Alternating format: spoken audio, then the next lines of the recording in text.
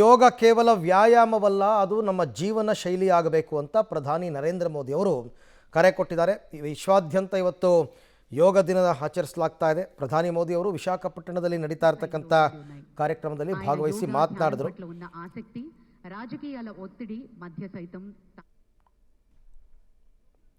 ಇವತ್ತು ಇಲ್ಲಿ ನಡೀತಾ ಇರೋ ಕಾರ್ಯಕ್ರಮದಲ್ಲಿ ಭಾಗವಹಿಸೋದಕ್ಕೆ ತುಂಬ ಸಂತೋಷವಾಗಿದೆ. ಯೋಗಾಭ್ಯಾಸದಿಂದ ಮಾನಸಿಕ ಮತ್ತು ದೈಹಿಕ ಆರೋಗ್ಯವನ್ನು ಸದೃಢವಾಗಿ ಇರಿಸಿಕೊಳ್ಳಬಹುದು ಅಂತಕ್ಕಂಥ ಅಭಿಪ್ರಾಯವನ್ನು ನರೇಂದ್ರ ಮೋದಿ ಅವರು ಪಟ್ಟಿರ್ತಕ್ಕಂಥದ್ದು. ಈಗ ವಿಶಾಖಪಟ್ಟಣದಲ್ಲಂತೂ ಏಕಕಾಲದಲ್ಲಿ 5 ಲಕ್ಷ ಮಂದಿ ಯೋಗಾಭ್ಯಾಸವನ್ನು ಮಾಡ್ತಾಯಿದ್ದು, ಇದು ವಿಶೇಷವಾದ ವಿಶ್ವ ದಾಖಲೆಗೆ ಪಾತ್ರವಾಗುತ್ತೆ ಅಂತಕ್ಕಂಥದ್ದು.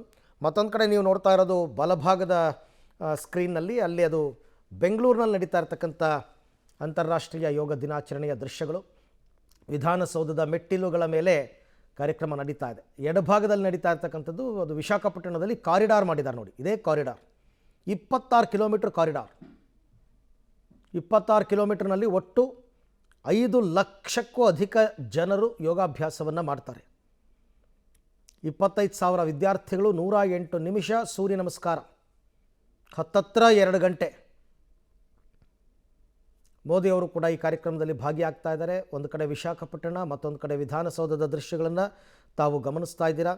ವಿಧಾನಸೌಧದ ಮೆಟ್ಟಿಲುಗಳ ಮೇಲೆ ಯೋಗಾಭ್ಯಾಸ. ಮುಖ್ಯಮಂತ್ರಿ ಸಿದ್ದರಾಮಯ್ಯ, ಉಪಮುಖ್ಯಮಂತ್ರಿ ಡಿ ಕೆ ಶಿವಕುಮಾರ್, ರಾಜ್ಯಪಾಲ ಥಾವರ್ಚಂದ್ ಗೆಹ್ಲೋಟ್ ಎಲ್ಲರೂ ಕೂಡ ಭಾಗಿಯಾಗ್ತಾ ಇರ್ತಕ್ಕಂಥದ್ದು. ಅಲ್ಲಿ ಯೋಗಪಟುಗಳು ಯೋಗ ನಿರ್ದೇಶನವನ್ನು ಕೊಡ್ತಾ ಇದ್ದಾರೆ. ಯಾವ ರೀತಿ ಮಾಡಬೇಕು, ಸೂರ್ಯ ನಮಸ್ಕಾರದಿಂದ ಆರಂಭವಾಗಿ ಮೊದಲಿಗೆ ವಾರ್ಮಪ್ ಥರ ಮಾಡಿಸ್ತಾರೆ.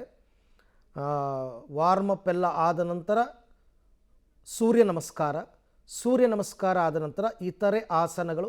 ಅದು ಅಭ್ಯಾಸ ಇರೋರು ಮಾಡ್ತಾರೆ, ಅಭ್ಯಾಸ ಇಲ್ಲದಿದ್ದವರಿಗೆ ಮಾಡೋಕ್ಕಾಗಲ್ಲ.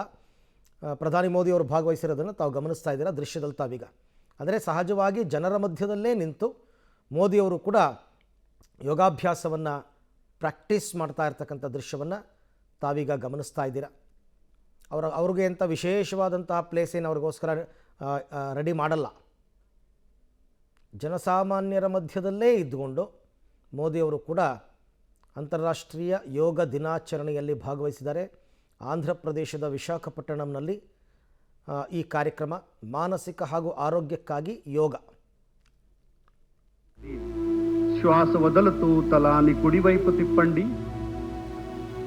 सांस भरते हुए सामान्य स्थिति में आइए. श्वास తీసుకుంటూ साधारण स्थिति को रणनी. सांस छोड़ते हुए गर्दन को लेफ्ट साइड मोड़िए.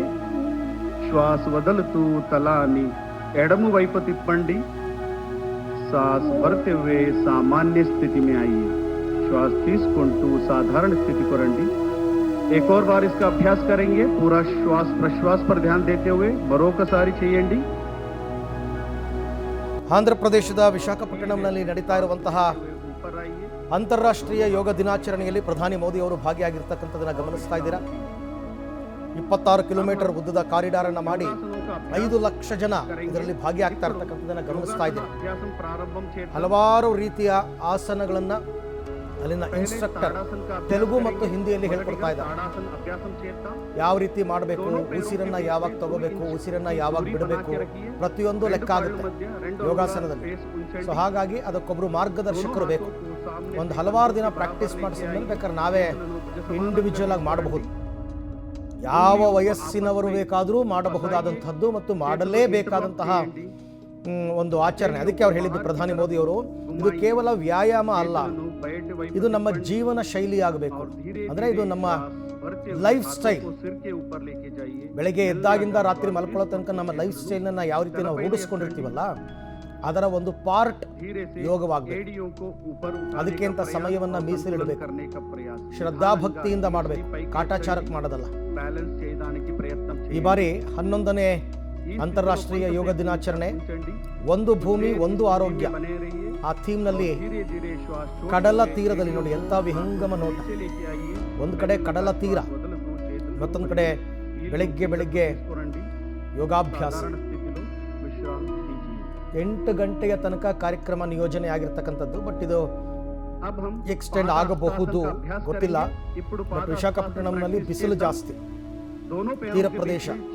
ಹಾಗಾಗಿ ಬಿಸಿಲು ಏರುವ ಮುನ್ನ ಈ ಕಾರ್ಯಕ್ರಮವನ್ನು ಮುಗಿಸ್ಕೊಳ್ಬೇಕು. ಯಾವ ರೀತಿ ಅದನ್ನು ಆರ್ಗನೈಸ್ ಮಾಡ್ತಾರೆ ಅಂತಕ್ಕಂಥದ್ದನ್ನು ನೋಡೋಣ. ऊपर उठाइए. ಆರಂಭದಲ್ಲಿ ಈಗ ಕುಂಟು ಚೇತಲನು ತಲಪೈನೆ ಕೆಲವೊಂದು ಎತ್ತಂಡಿ.